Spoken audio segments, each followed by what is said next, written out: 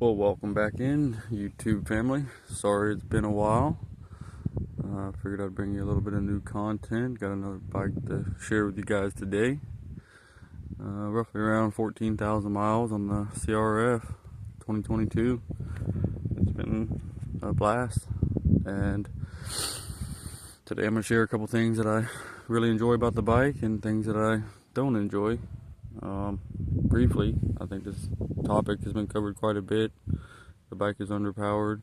You can tell I recently just did a exhaust, did a tune, aftermarket tires. That's pretty much about it for performance mods. It's pretty much stock airbox mod. Yeah, I think that's really about it, guys. I mean, OEM suspension, and it's a great bike. But today, we're really going to be talking about this guy. And this is the Honda XR650R. And if you don't know about this bike, then, well, I guess you just don't know. And today, you're going to be getting a surprise. For those of you who do know about this bike, or semi-familiar with this bike, or have heard of this bike, yeah, they're kind of hard to come by, but they're out there, and they are out there, and some of them are in decent shape. Ridden a couple days on that bike over there, and it's honestly smoother, more comfortable, better in the sand.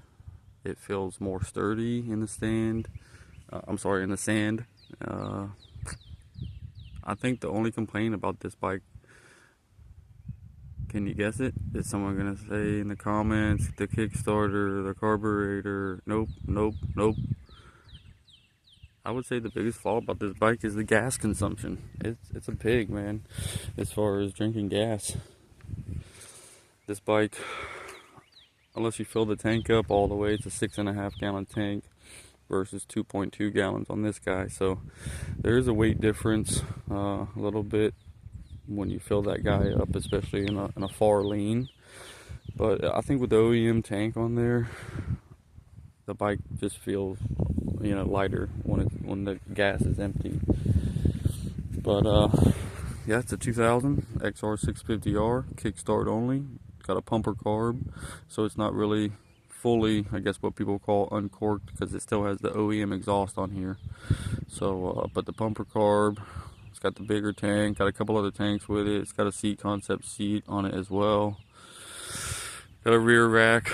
If you guys aren't familiar with the rear framing on this stuff, there was basically nothing back here. It was all plastic at a certain point. This has an added subframe back here, so this thing has had some stuff done to it. I've ridden a few of these bikes before I purchased one, and man, I don't know if it was because the suspension on all the bikes were 20, 25 years old and never been refreshed before, but the OEM suspensions on these bikes were almost as soft on this bike, or maybe even softer than what this bike was. But again, that's probably because the suspension hasn't been refreshed in 20 years. This one has the original forks, but it's got a Cogent suspension setup. Everything's been redone. It's got an upgraded rear shock setup. So this bike was done right, and I spent half the money on this bike than I did on this. I could have bought two of these for the price of this guy. And the only complaint, again, is the gas consumption. I've heard if you put an electron carb on here that you get better gas mileage, but it's got a big upgraded tank. Throw a roto pack back there or something, I think you'll be okay. Guys, hit that like, share button, subscribe if you haven't subscribed. It really helps my channel out, guys.